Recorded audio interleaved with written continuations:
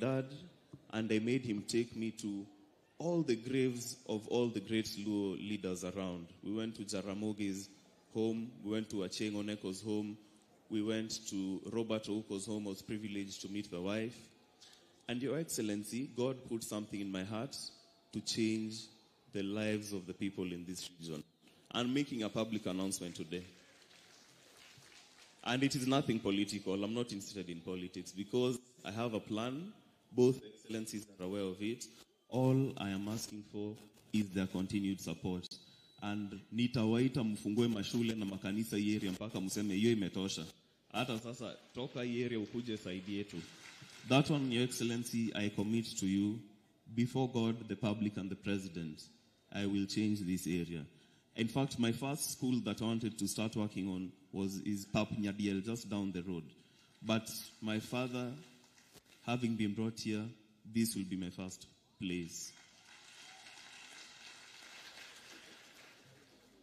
And Your Excellency, so knowing your working relationship with him, let me just put this to rest. As a family and as a community, we thank you for putting your trust in General. You are not lucky to come by road. You came, I think, by helicopter. But on the road, people from all the counties on the way here, Kisumu, all the markets along the road, they're bidding farewell to the General. They didn't even know him, some of them, but they've lost a son of the land. And he was a great man. And the only way I can continue his legacy is by what I've said. Because if we're in, I think it's Equatorial Guinea, where when a general dies, I would just walk to the coffin, take his ranks and medals, and I start giving orders to the generals there. Sasa wewe kamata ile pale, kamata ile pale. But because we live in a democracy, unfortunately, I may not be able to wear his ranks. So, Your Excellency, once again, thank you very much. Na watu wache kusema hizo maneno zao ati, oh, he did this. These guys were friends in State House. Nyinyi hamjai kuenda huko. Mimi mzendo alikuwa ananiambia anapenda president sana. They were good friends. So, yo maneno from today, unless you're quoting me, muachane nayo. Na kwanza yo bloggers always posting those things. Let me just say, Your Excellency, when my mom called me and told me your dad has gone down in a helicopter crash, they're very useless bloggers. You're so quick to post pictures. I've been told by my mother my father has gone down. 10 minutes later, I'm seeing a helicopter burning. What does that mean? Of course, he's dead. And people are so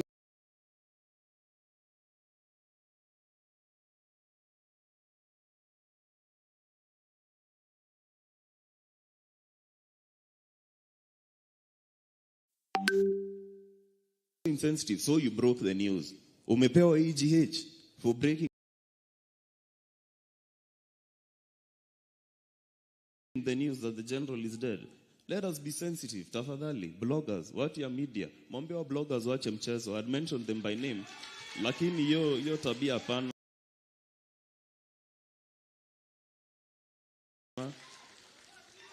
And I really want to appreciate, I won't mention the person who finally told me Mzee has rested and really encouraged me in that moment and told me now is the time to be strong.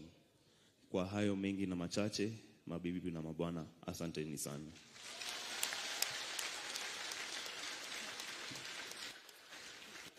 That was the Siaya tribute. Yesterday was a military one. On Friday during his memorial, we have very many stories about General, which would have it. So hopefully you can join us then as well. Asanteni sana. Thank you very much, Joel. Your Excellency, the son of a general, speaks like a general. Let's give him one more round of applause as he takes his seat. And we now move from the family, and we want to have a church representative. And on behalf of the church, let me call Mr. Philip Opio, who is going to speak on behalf of the church. Mr. Philip Opio, kindly, if you may advance, so that you may give the remarks on behalf of the church. After that, we'll move then to the military. Tumpigie makofi akija. Karibu sana.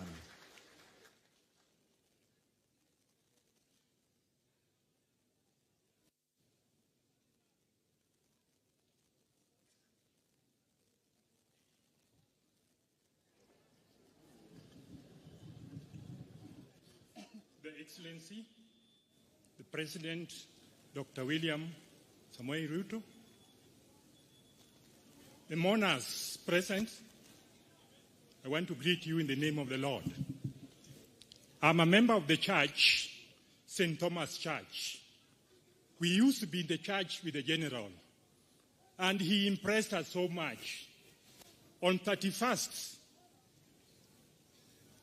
he was there, 31st last month, we were with him. He took the Holy Communion. It was an ordinary church. All of us were there. And my purpose to come here is to give his contribution to the church. But his contribution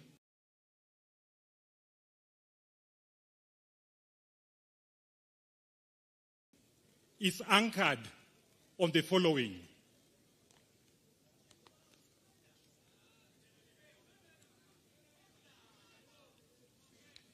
The late was a contributor based on Matthew 6, verses 2 to 4. And I want to repeat. Matthew 6, verses 2 to 4. And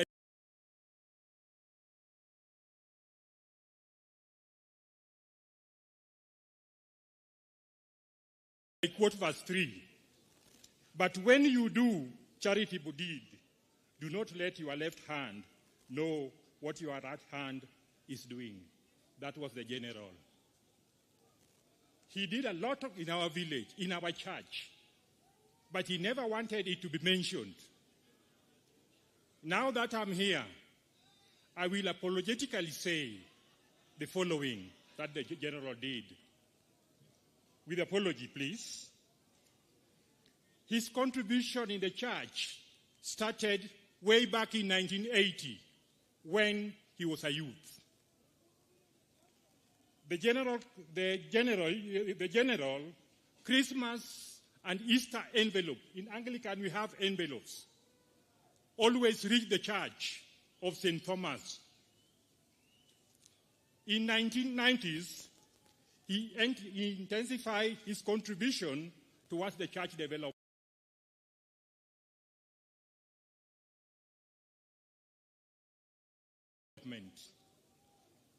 The climax came with the construction of the new church.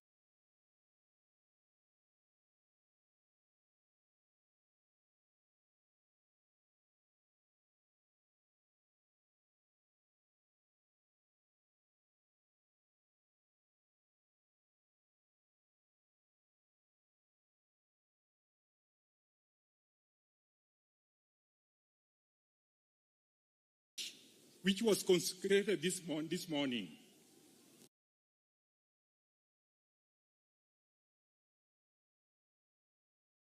The building of the church began on 16th.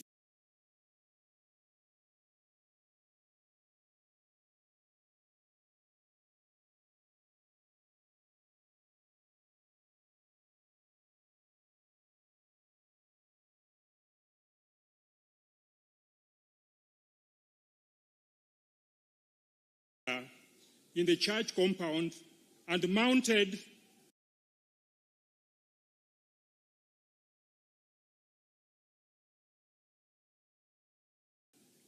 two tanks of 10,000 liters each.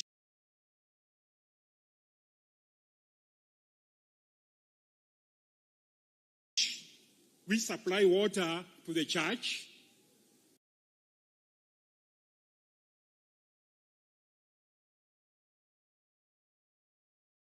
Nduru Mixed Secondary School, Nduru Primary School, and the dispensary.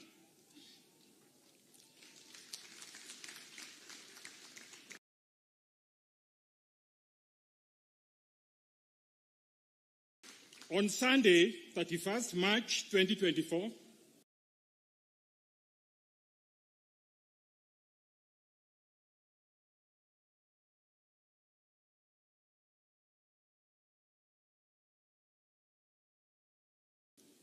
he was in the church and not only contributed generously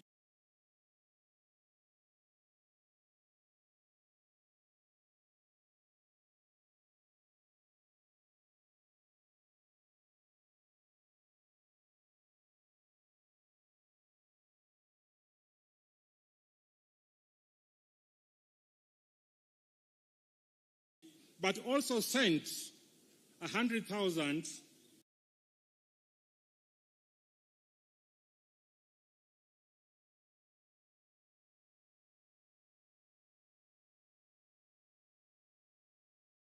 to St. Andrew's Church, ACK, which is our neighbor, during their fundraising.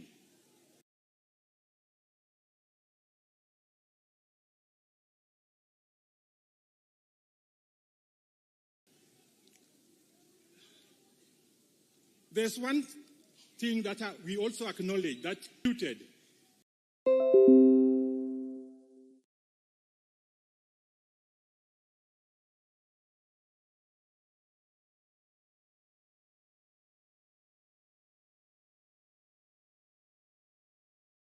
this year we were going to raise a lot of money.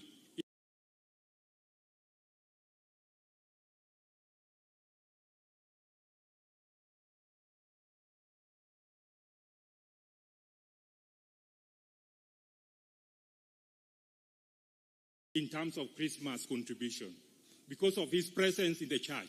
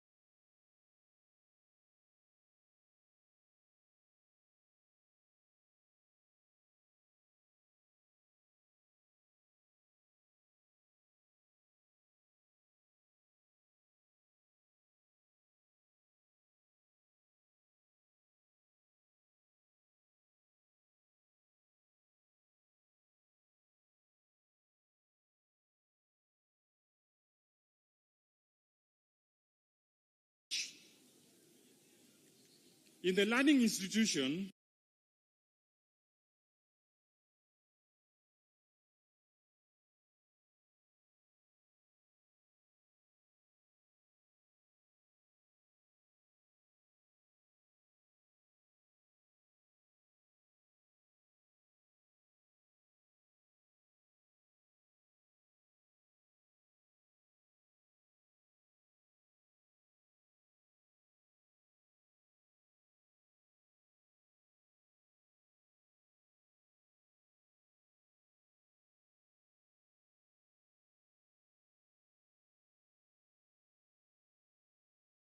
we take our peace for granted. For I met those young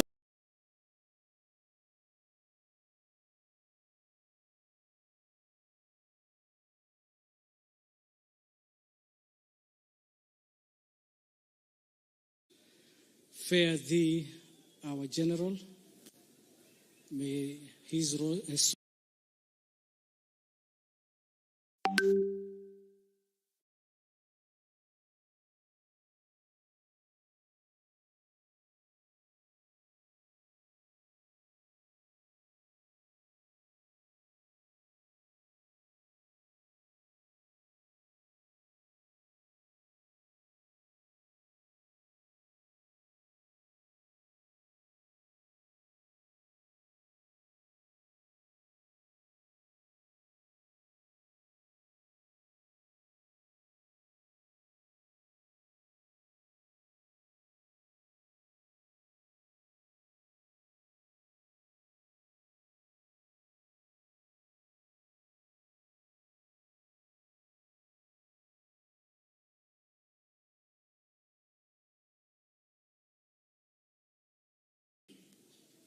the late renovated all the classrooms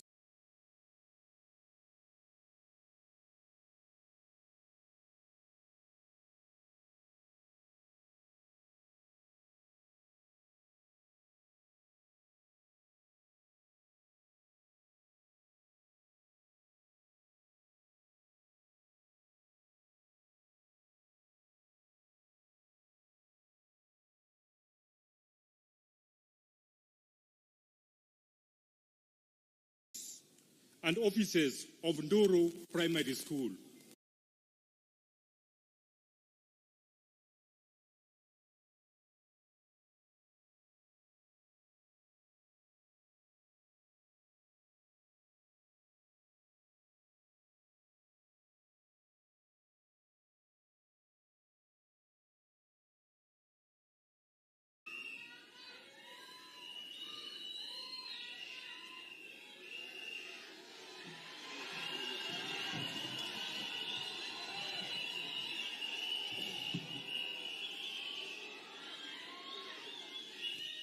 Asante.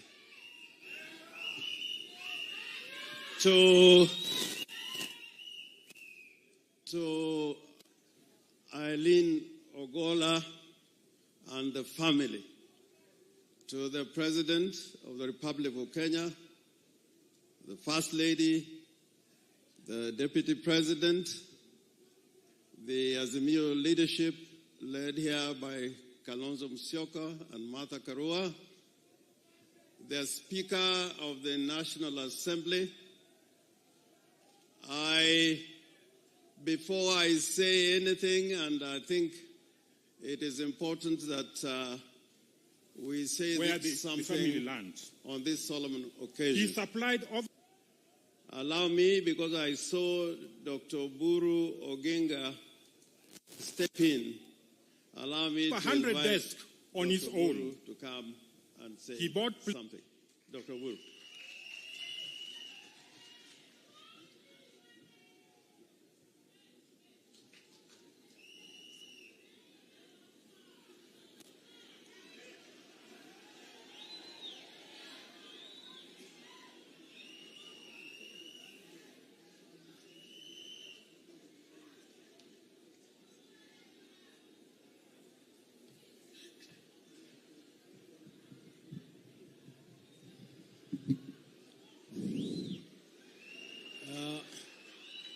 Your Excellency, the President of the Republic of Kenya, and His Excellency, the Deputy President, and the First Lady, and the family of the late General Ogolla, and all protocols observed. I stand here on behalf of my family, the family of the late Jaramogi Oginga Odinga, on whom I represent as the chair. Now, the late Ogolla here is our maternal uncle, and our mother comes from this village. And therefore, we come here as relatives of Ogolla.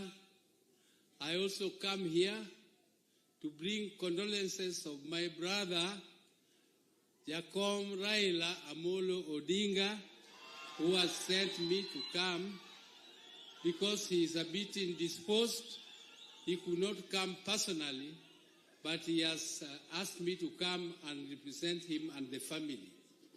So I also want to bring condolences of Uhuru Kenyatta, the former President of Kenya, His Excellency, who has also brought his condolences to the family. He is out of the country, but he has asked me to bring his condolences to the family. Now, I would only want to mention one word after saying words of condolences and sympathies to the family. I would just like to say that the death was an accident, but even though it is an accident, in this region we have had many such accidents, and we have also had assassination of leaders from this region. So when such things happen, we are a bit suspicious, not because of anything, but we want to know the truth. We want to know the truth.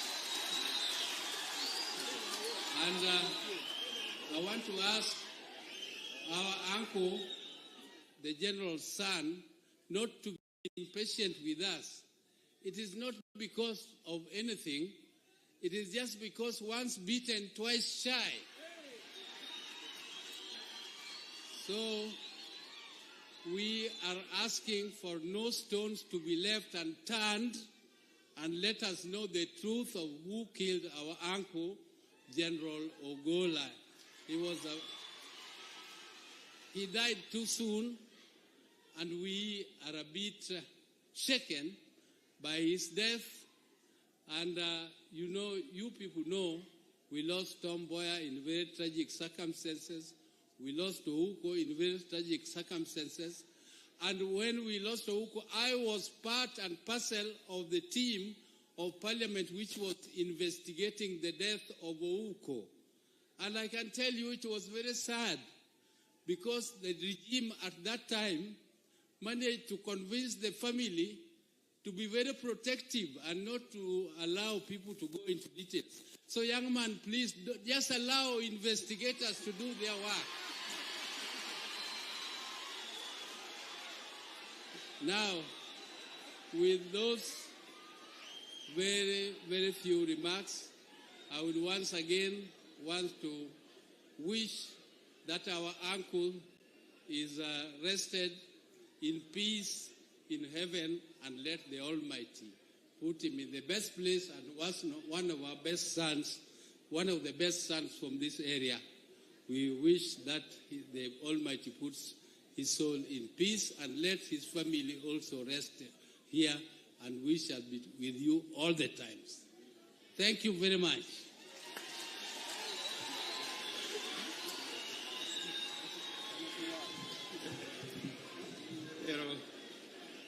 Erokamano. Ang'eyo ni kae wan gi jowa mang'eny mobiro.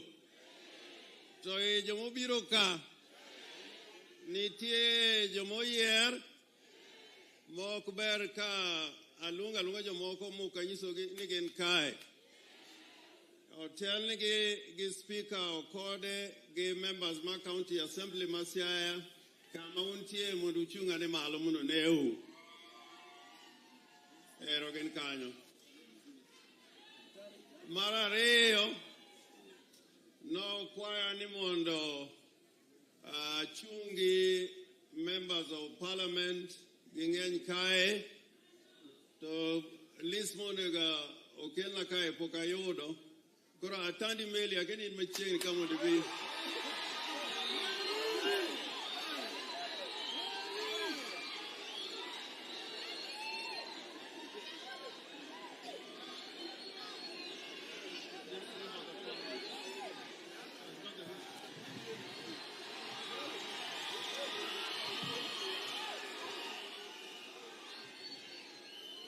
Oyaure uru joka nyanam.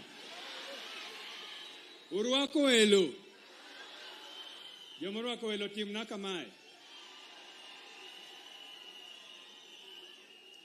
Your Excellency, the President of the Republic of Kenya and the Commander of the Defense Forces, Your Excellency, the First Lady, the family, Mama Eileen, and your wonderful children, Joel and Lorna, the Deputy President, the Speaker of the National Assembly, the Cabinet, Azimio leadership led by Her Excellency Martha Karua and His Excellency Stephen Kalonzo Musyoka, and all the protocol observed, members of the clergy led by His Grace, the Archbishop of the Anglican Church of Kenya. I really do not have much to say today, other than to mention my colleagues who have joined us. But before I do that, Your Excellency, allow me to say that many of us in the political circle did not know General Ogolla until the day he was made the commander of the Air Force. When the appointment was done, I remember me talking to my colleagues in Parliament and asking ourselves, from where does he come from? Is he from Migori? Is he from Siaya? Because we had heard that there was also a General Ogolla from those sides of Migori. Then I was told by my colleagues that actually he comes from your constituency. So I took the journey of finding out who General Ogolla was. So I I used my contacts from here, and I was given his number, and I reached out to him. So when I reached out to him, within 2 days, he gave me an appointment. Actually, he gave me a dinner date. And we had dinner for about 4 hours. Because I wanted to know, this is a very big man. We don't know him. Where has he been? So he told me that actually he has been around serving the country in places, some inside and outside the country. So General Ogolla was largely a private person. He was very private, and he did not want people to know him. At that time, I started to work with him closely on some of the development projects in the constituency, and I began to interest him on some of the things we could do. But we will work together with you, but I don't want people to know that I'm the one who's doing all these projects. So there are so many projects which General Ogolla did around here, especially in the school that he went to, Nduru Primary School. He came one day and he began to renovate the old school. And when I visited the school, I found workers working and doing everything. But I was expecting the members of the Kenya Defense Forces to be the ones who are working on the school. No, they were not. The people working there were just people he had hired with his own resources. Many a times I was not comfortable with this simplistic approach to life, because I could meet him around here driving in one car, and I would ask him, my brother, the position you hold is very big. As a Luo, you need to be very flamboyant. And Ogolla told me that, no, me, I'm a very simple man. I don't need people to know what I'm doing. I wanted to tell you something which we used to do with him. During army recruitments,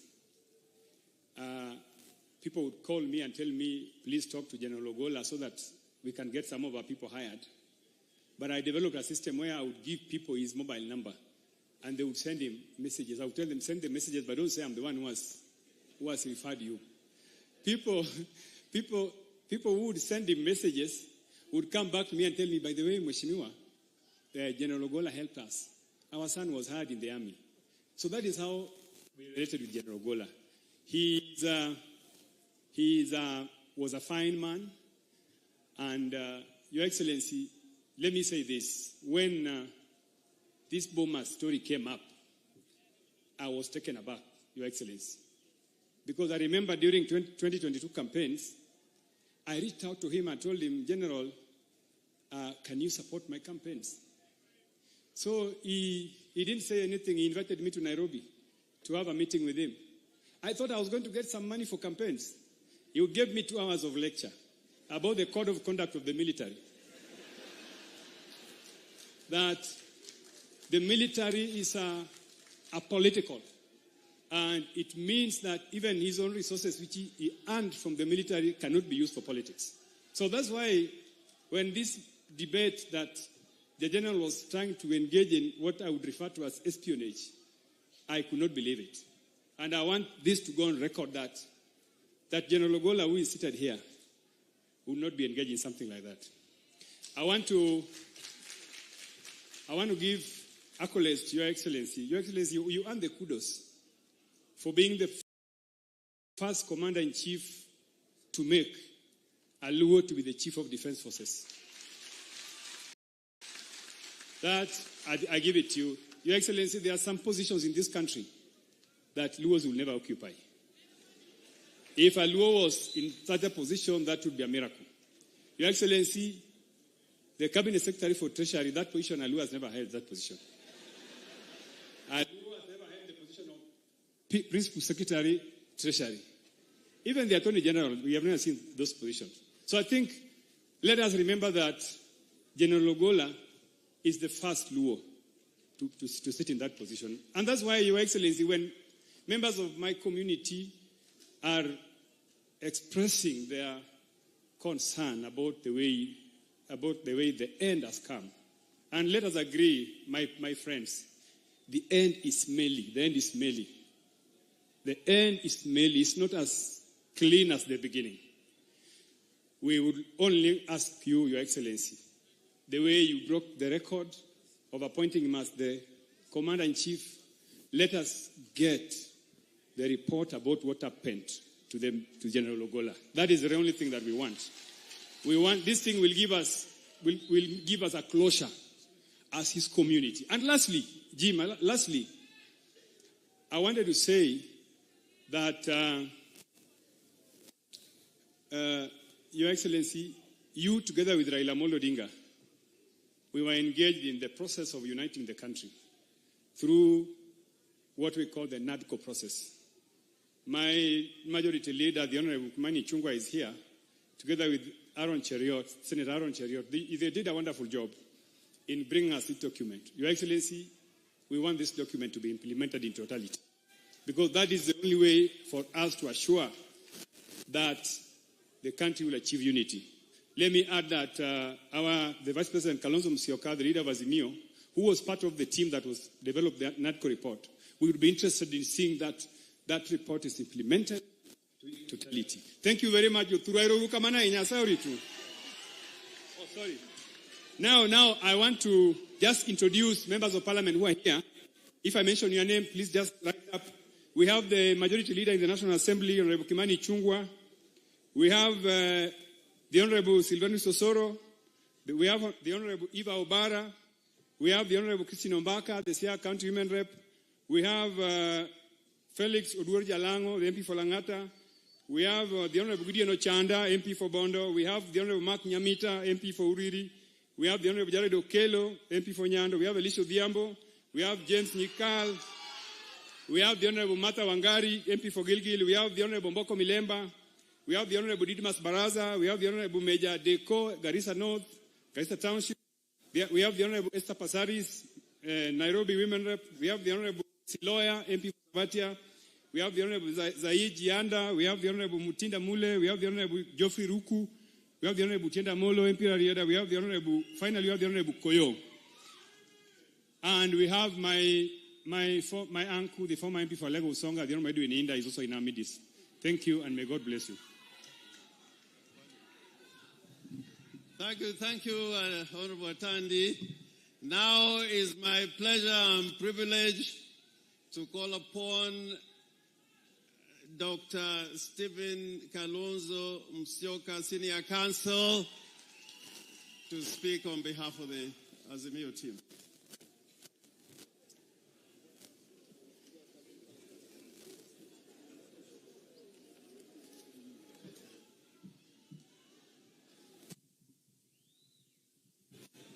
Thank you.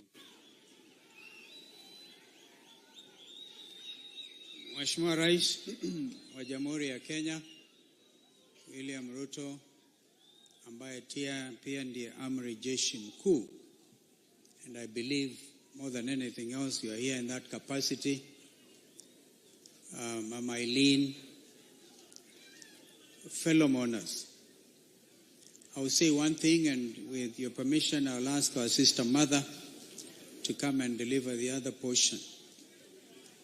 It has been said that generals don't die. They just fade away. But here we have a case of a general who did not wait to fade away. He crushed, died in office, and that's why as a nation we are gathered here to give him a proper send-off. I associate myself fully with what our brother Senator Oburu has said. Mr. President, this is a straightforward thing. We have heard that a team has been constituted to look into the circumstances under which General Ogolla fell. What Kenyans want, Mr. President, is simply to make it public, because then that will allay all these fears. And the matter of General Ogolla goes beyond our sister Eileen and our beautiful kids. It's a national thing, for the truth must come out. So I just want to ask my sister to come, and as she comes, I want to say, rest well, a man of great faith. Anybody who can read the Bible twice in a year can only be a committed Christian. And this brother here had a secret with his maker. Alikuwa na siri naye Mwokozi Yesu. And that's why he has done things in a very unique manner and has had to be laid to rest and cutting huge costs. And we have full confidence in our defense forces. Please be as neutral as General Ogolla was. So, erokamano inya. Other.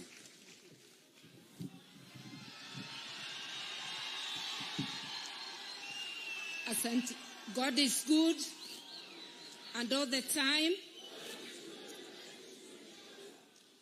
Mheshimiwa Dr. William Ruto na Mama Rachel Ruto, and all protocols observed, I'm here to deliver my condolences and the condolences of the Azimio fraternity who could not be here, to the family of General Ogolla, to Mama Eileen, the children, and the entire family.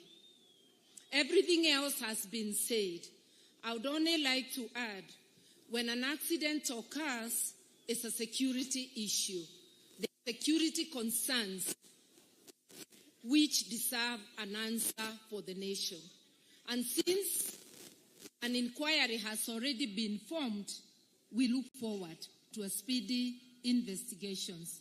I salute our fallen general. Fare thee well. May God bless him and his family. Thank you. Thank you. Anadwa wacho matin, gedoluo to moro bro wacho gi kisungu. Adwaro ni mondo jo Siaya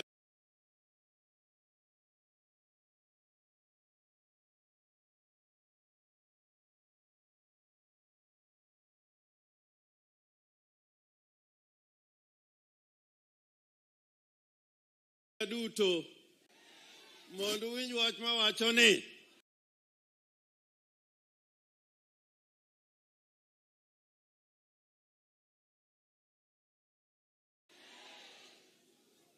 wuoyi ma waiko kawuono ni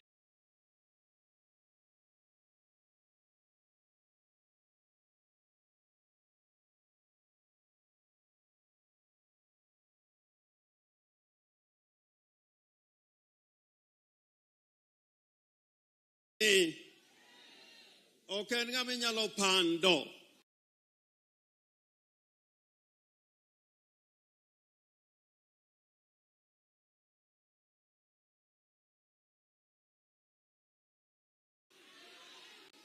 En wuoyi mathuon kendo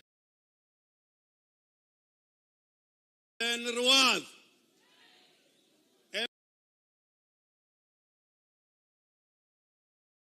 Emomiyo kata kineno liete mang'eny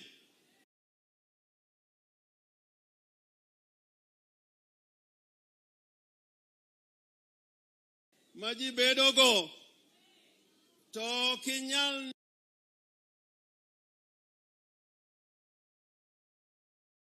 neno ka ji owuok oko.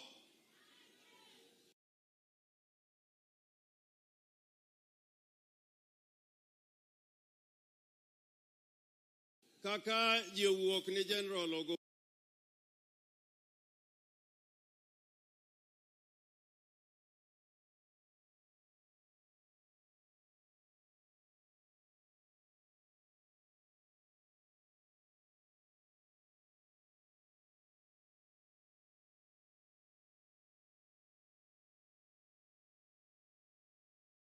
Ogolla. An adwa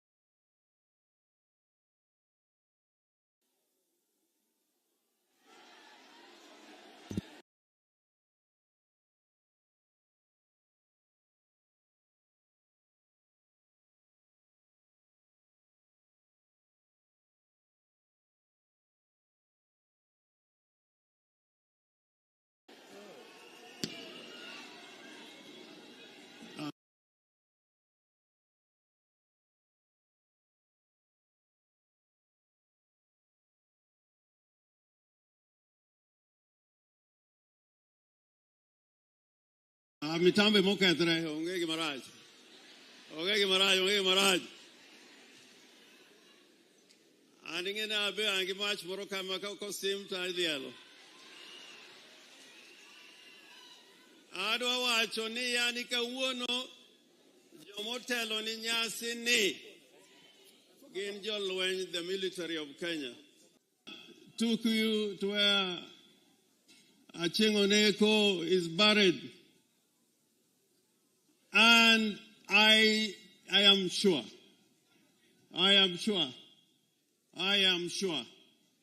that you further want to be part of the history of his people. I want to say this without fear of contradiction. We have mourned many times, and that's why sometimes people mistake us. We have mourned many times. And we have mourned heroes. We mourned Arguing Skodek. We mourned Tom Boyer. We mourned Dr. Uko. We mourned Odhiambo Mbai. And today we are mourning General Ogolla. I therefore plead with anybody who is here, you must allow Kenyans to mourn their heroes the way they can. When I was coming here, I followed a different route. The one from Luanda to Wagai. And the whole route was full of people waiting for this gallant son of ours. Many were waiting. I just hope that this time around, we will, with the investigations which are undergoing, will come to the final conclusion and outcome of how this happened. And I was taught in investigations, Your Excellency, I was a lead lawyer in the Uko trial. In the Uko trial, there were many investigators, international, FBI, and Scotland Yard. And the first rule in investigations is that you don't rule anything out. If you want to carry a true investigation, don't leave anything out. So we want to be assured that nothing will be left out so that the truth comes out. The truth comes out. Your Excellency the President, just like Atandi has said, when you retire and think of appointing other positions, you see what he has pointed out, that you think of somebody from this community to be in that position. And this constitution does not say that you must vote for so and so in order to be in government. We want a government based on our constitution, so that when these positions are open, like you did in appointing the chief, you open it to the entire republic. Finally, as General Ogolla rests here, I beg you, Your Excellency, that let General Ogolla be buried in doubt, and the lingering doubt. And I was in Bomas of Kenya. I was there. I was not an agent, but I managed to go there. The lingering doubt is that there is this allegation that General Ogolla went to Bomas to try and change the elections. If you accuse Orengo of me, you can accuse me. I can plead guilty. I know, even when I went there, I was just overpowered. But if you accuse Orengo, I think that it would be a reasonable accusation. But General Ogolla, the way I know him, and I've gone to see him, even on political issues, And he would tell me, if it is that, wachana nayo. Ata Murkomen told me that when he went to see Murkomen, it was just about development. So Murkomen, iyo uwanja wa ndege, uambie mkubwa, hata mimi nilishamwambia, iyo uwanja ya Gombe, mfanye haraka, tuone ya kwamba huyu generali alikuwa anatupenda zaidi na zaidi. Asanteni sana, na Mungu amweke mahali pema peponi. Thank you, Governor of Siaya. Your Excellency, on behalf of the Ministry of Defense and Kenya Defense Forces, and as a person who worked very closely with General Ogolla as a Vice Chief of Defense Forces and as the Chief of Defense Forces, personally, I have lost a brother. I have lost a colleague. I have lost a member of the Defense Council.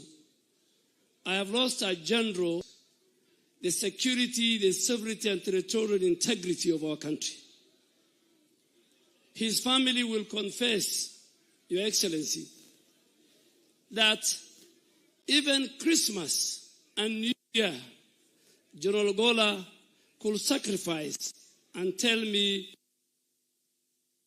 troops in deep operations, those outside the country. We were in Kismayu, we were in deep hostile areas. He was a man who was committed to his work. He was a man, because the office of the Minister and the Vice Chief of Defense Forces are the closest officers, Your Excellency. I work with all the Vice Chief of Defense Forces and the Chief of Defense Forces. He was a man of discipline and honor. I don't want to say more because you have interacted with him too. So, Your Excellency, the rank and the leadership of Kenya Defense Forces, we have a lot to learn from General Ogolla, our general. The way we will learn and have learned more, Chief of Defense Forces. We want to assure you that we will leave the legacy and the dreams of General Ogolla for the safety of our nation, be it in the air, land, and the sea. But Your Excellency, as our Commander-in-Chief, if you allow me, the former Prime Minister yesterday said a statement. And I want to qualify that statement. Because General Ogolla was very close to me, particularly when he was the Vice Chief of Defense Forces. And when the whole issue of bombers, 15th of August, was hanging over his head, he even told me, and the family can agree with me, we had conducive discussion, that even he has lost weight, that this thing was disturbing him. And Your Excellency, General Ogolla was not, as the Vice Chief of Defense Forces, was not a member of the National Security Committee, which is chaired by the Head of Public Service. So how did the General Ogolla went to NSAC and to bombers? And as a Muslim, General Ogolla shared with me text messages of his superiors and members of the National Security Committee then. And he asked 3-4 times. First, in the morning when he was going to NSAC, he showed me the message that he was given, go represent me at NSAC, because of a prior other commitment of the person who was supposed to go. When he went to NSAC, General Ogolla, and a direction was given to him with other colleagues with a leader, him as a member, to go to Bomas. General Ogolla, as a respectable soldier and general, he asked and sent a text message to his bosses and asked, what am I going to do in Bomas? And this has happened. And General Ogolla was told, it's been decided, you go. And I'm narrating what General Ogolla today, he's lying here, this man, told me. When he went to Bomas, the then chairman of IBC, he told me, kept them for 5 hours. And the 411 came while he was in Bomas, saying the results will be announced at 3. And General Ogolla then again sent a text message and saying, now that the result will be announced at 3, as a general, as a soldier, what am I doing here? And he was told, stay with your colleague. That text message is there. When His Excellency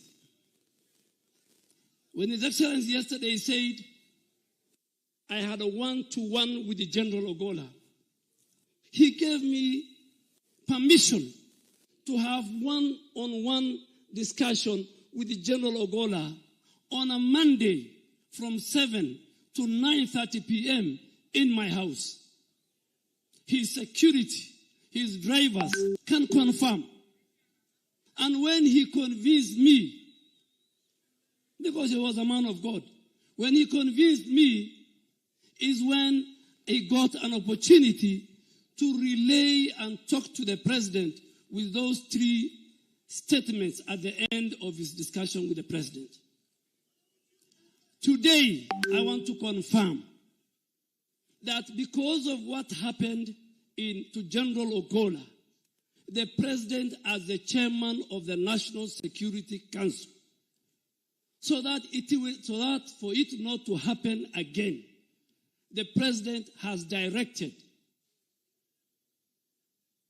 last year that members of the National Security Committee, the IG, the DG NIS, the head of public service, PS Interior, PS Defense, CDF, PS Foreign Affairs, PS Treasury, and the Solicitor General can never again delegate the attendance of that membership to their juniors. Because tomorrow, another member of the National Security Committee will commit the same crime. So Honorable Raila Odinga was very right. Very right. And I came today to qualify his statement that General Ogolla, a man he knows, would not have gone to Bomas. And the people who sent him to Bomas, some of them are here. Some of the people who sent him to Bomas,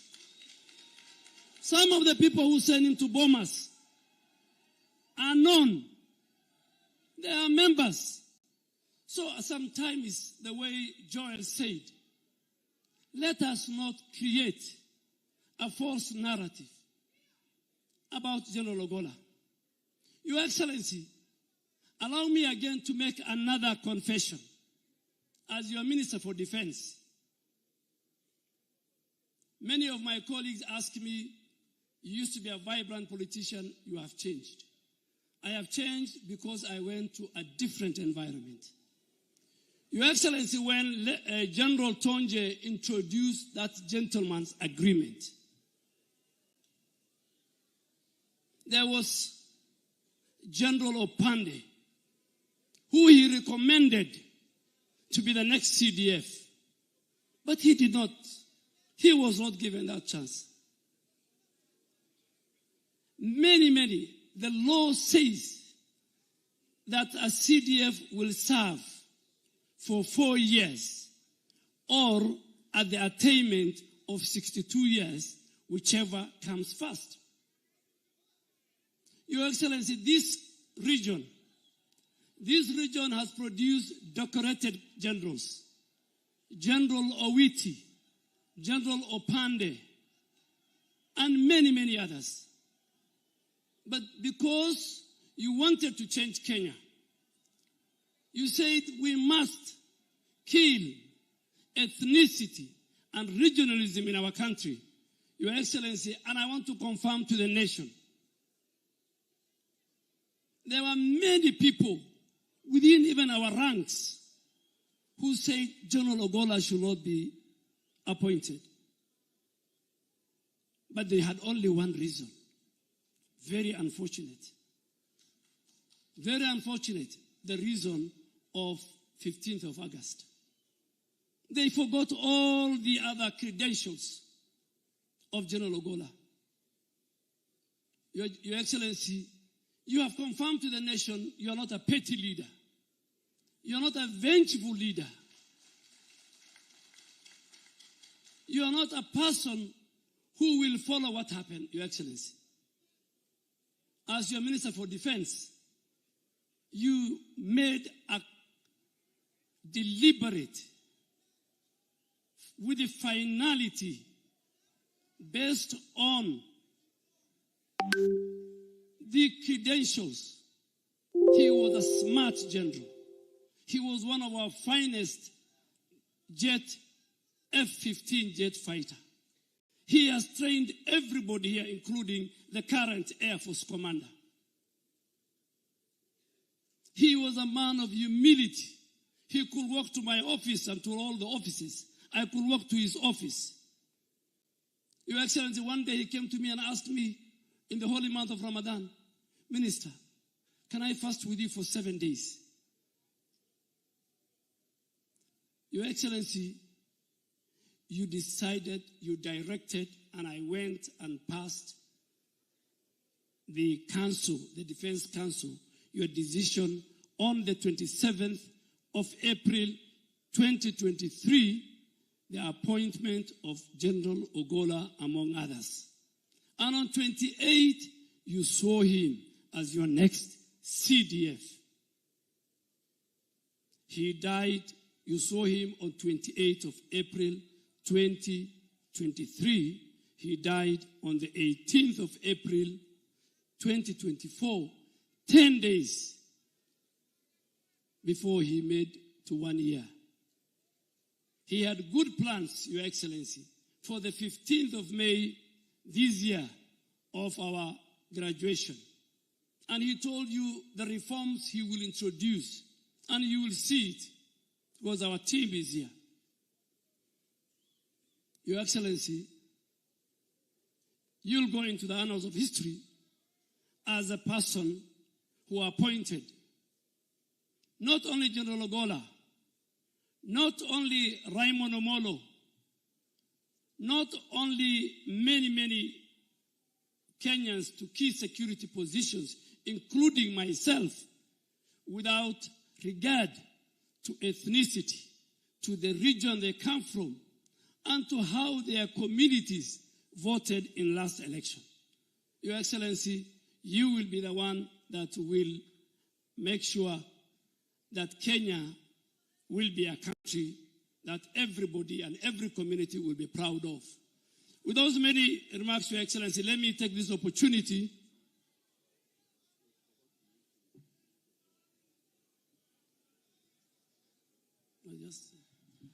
Your Excellency, managing coalitions, as you know, it's never easy. I need to tell you that I spoke on behalf of Mwangi wa Iria, the party leaders of Usawa, and Mheshimiwa Wajakoya of Roots Party. Thank you. I forgot to mention the governor as well. I will. Governors who are present here, I saw Governor Otoma, you are being recognized. We recognize you. We value you, all our senators and other leaders. Your Excellency, with those very many remarks, we, the KDF family and fraternity, have lost a great general. We have defended our country. We will not let you down as our Commander-in-Chief. It's my humble duty to invite the Speaker of the National Assembly, the Honorable Moses Masika Wetangula.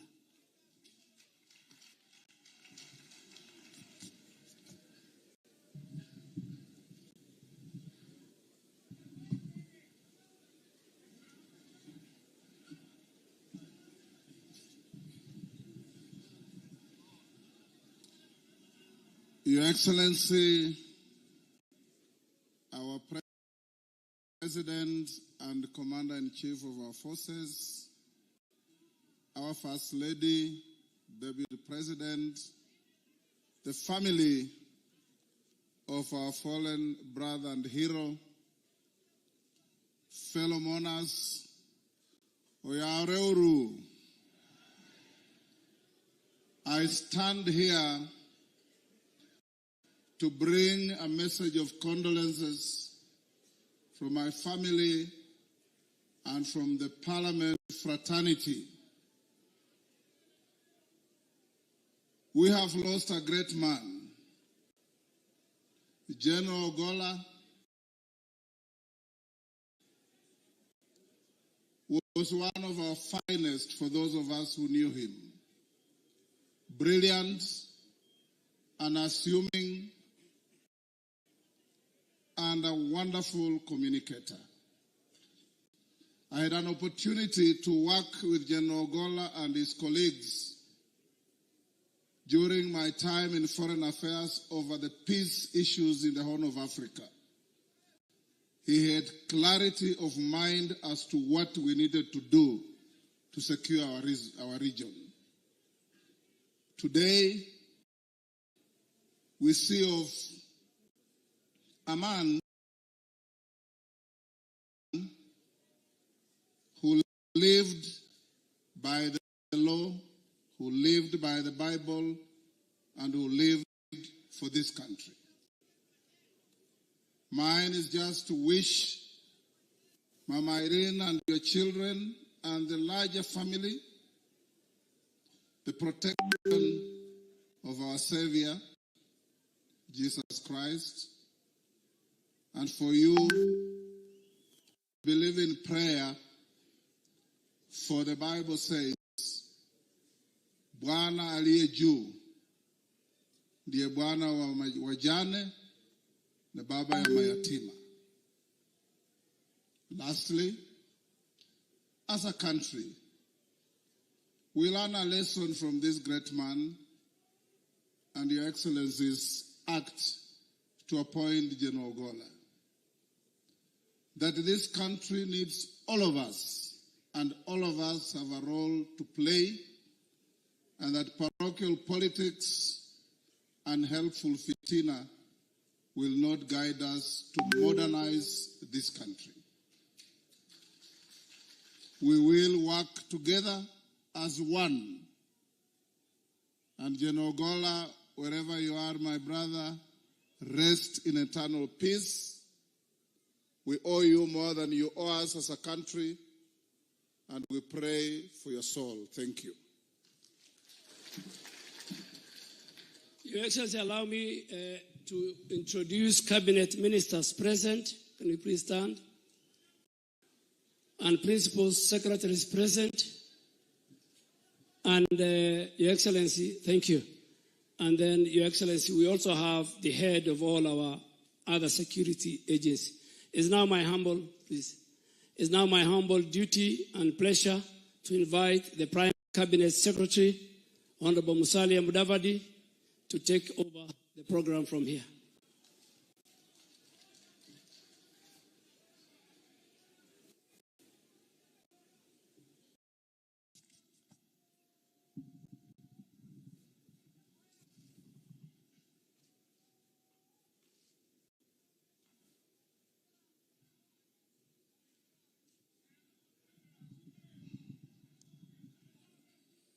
Your Excellency, the President of the Republic of Kenya, Mheshimiwa William Samoei Ruto, our First Lady, Madam Rachel Ruto, the Deputy President, Rigathi Gachagua, Eileen, Ogolla, and your entire family, the leadership of the Defense Forces, friends, relatives, and all dignitaries present.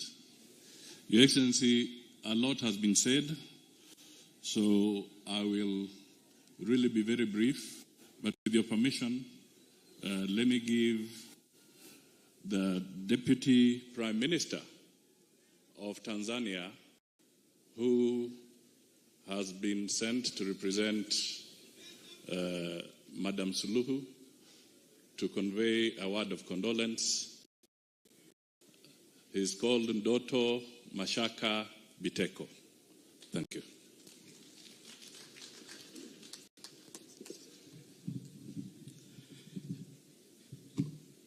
Mheshimiwa Dr. William Samoei Ruto, Rais wa Jamhuri ya Kenya na Mama Ruto, waheshimiwa viongozi wote tukiongozwa na makamu wa rais, ndugu zangu waombolezaji wote, Bwana Yesu asifiwe.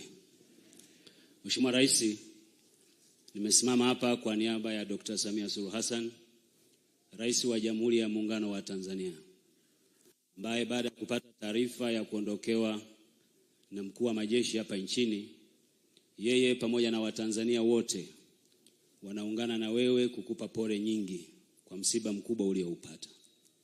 Wewe pamoja na familia ya marehemu na Wakenya wote na vyombo vya ulinzi na usalama vya Kenya, kwa kuwa wameondokewa na kiongozi mashuhuri, kiongozi ambaye bila shaka kwa maneno yaliyosemwa hapa ameandika kurasa nyingi sana zitakazosomwa na vizazi vinavyokuja. Mheshimiwa Rais, Mheshimiwa Dr. Samia Suluhu Hassan anakutakia moyo wa subira wakati huu mgumu, wewe pamoja na familia, lakini muhimu sana kwa Wakenya wote na wale wote aliowaongoza. Mheshimiwa Rais, nimesimama hapa kueleza tu kwamba yote yaliyosemwa kuhusu marehemu ni masomo makubwa kwetu sote, lakini masomo makubwa kwa vijana wanaokuja. Tunamwombea mapumziko mema yeye, lakini kwa familia kuyaishi yale mema yote ambayo marehemu alikuwa akiamini na kuyaishi. Asanteni kwa kunisikiliza.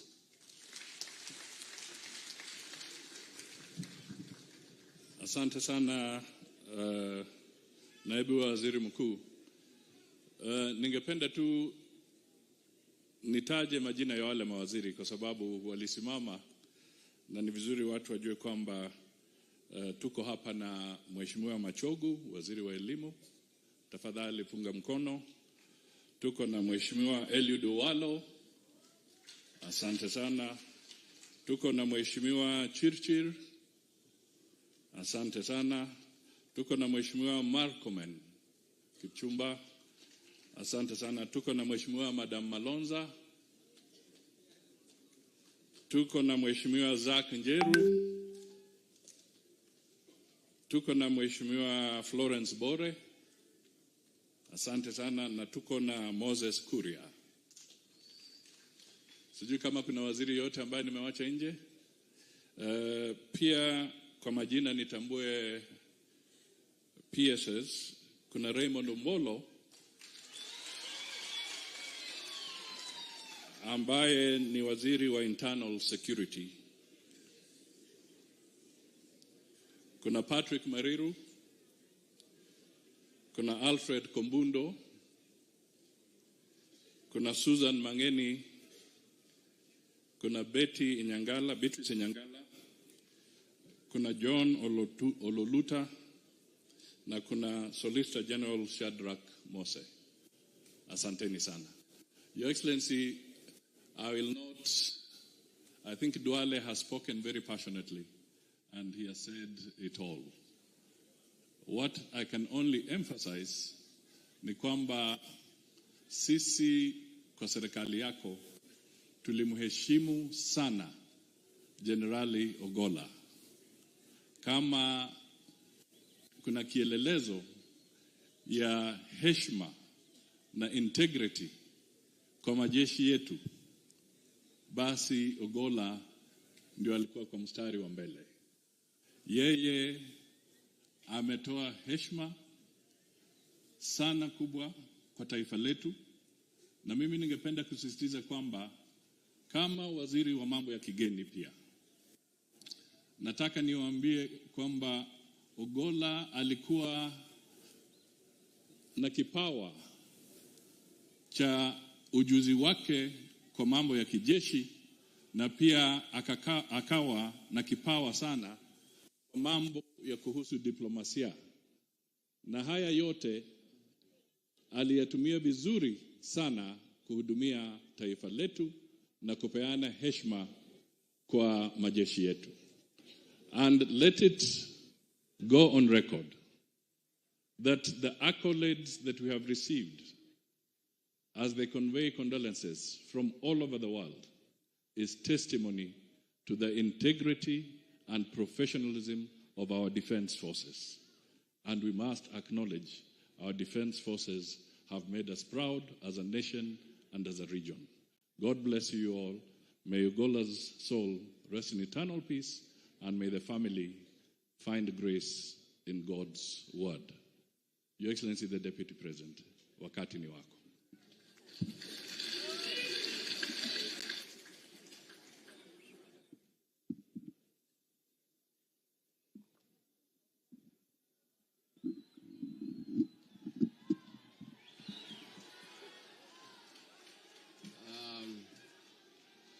Your Excellency, the President of Kenya and Commander-in-Chief of Kenya's Defense Forces, Your Excellency, our First Lady, Mama Ruto, the family of the late General, Mama Erin, Lorna, and Joel, all protocols observed. God is good, and all the time. Nisalimieni kwa haya. Bwana Yesu asifiwe. Bwana Yesu asifiwe tena.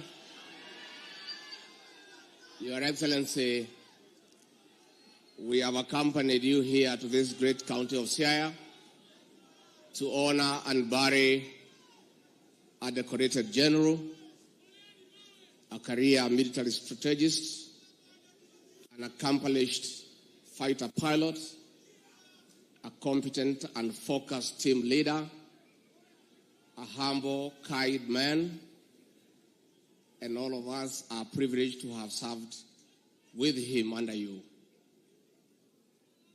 We have come here to condole with the family and the people of this great county of Siaya, and to say thank you to the family and the people of Siaya for giving us a great son to serve with us and serve this republic. We did spoke yesterday at the military function, and therefore the president will speak on our behalf. Na kwa hivyo nauliza na heshima zote tusimame, tumkaribishe Rais wa Jamhuri ya Kenya na Amri Jeshi Mkuu atoe risala yake ya rambirambi. Mr. President.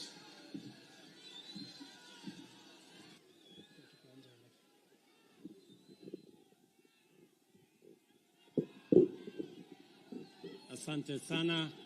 Tafadhali tunaweza keti chini. Asanteni.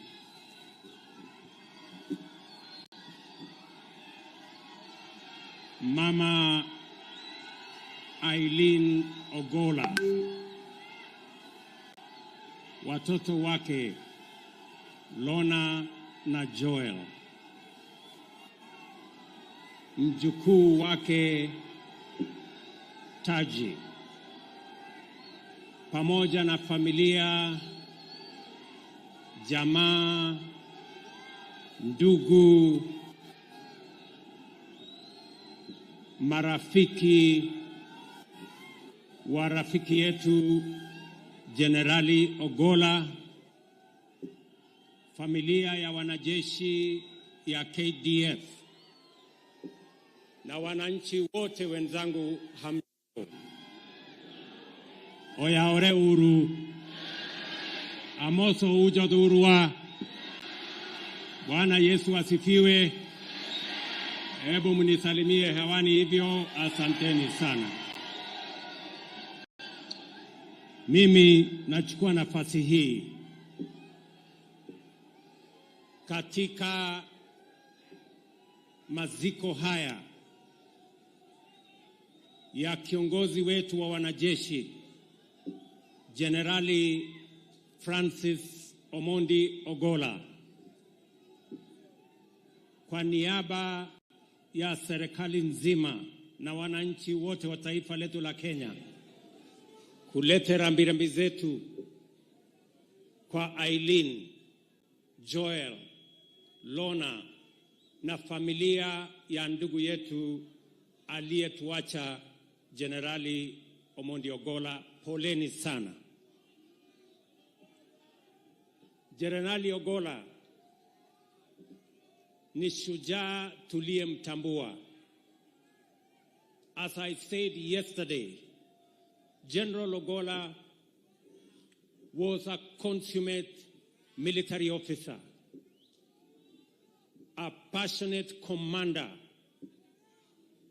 and a patriotic citizen of Kenya of great humility and integrity. General Ogolla was appointed as the CDF in Kenya because of his credentials, his integrity, his professionalism, and he stood tall and deserved the appointment. As I said, I was very proud working with this man, General Ogolla. And I know for sure that I made the right decision. And if I had another chance to appoint him, I would appoint him again as the CDF of Kenya.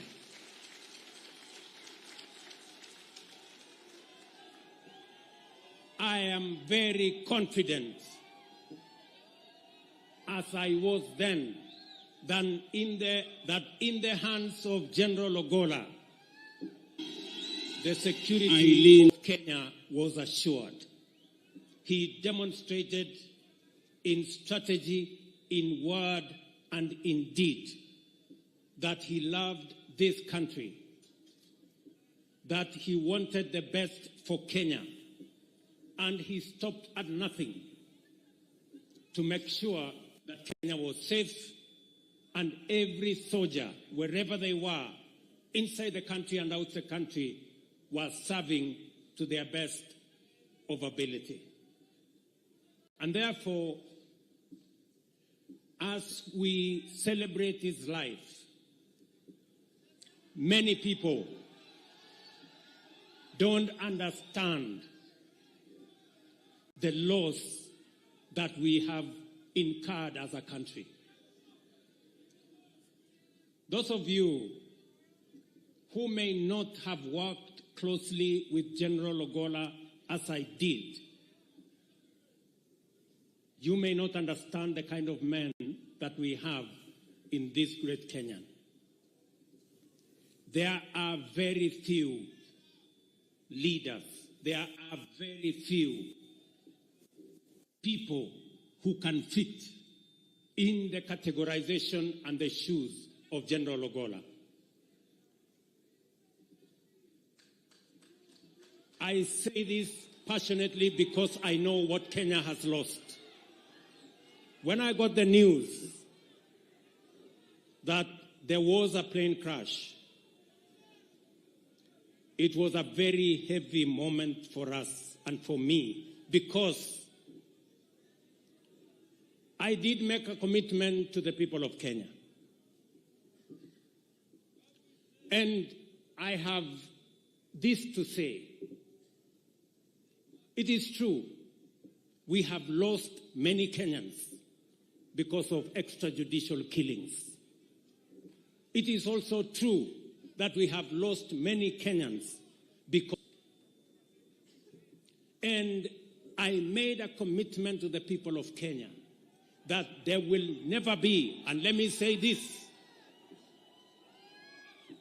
as has been said here by others, for the avoidance of that, without any fear of contradiction,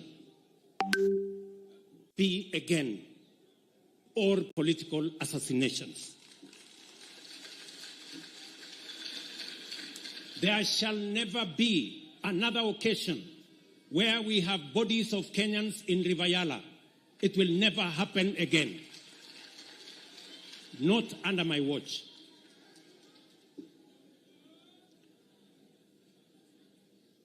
I have full confidence in they are our foremost professionally in Kenya. And therefore, I have full confidence General Omenda and the team he has appointed to make sure that all details are laid bare on the accident that took away the life of General Ogolla.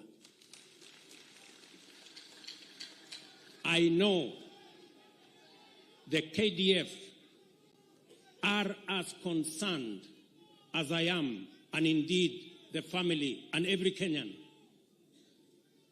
on the life of General Ogolla.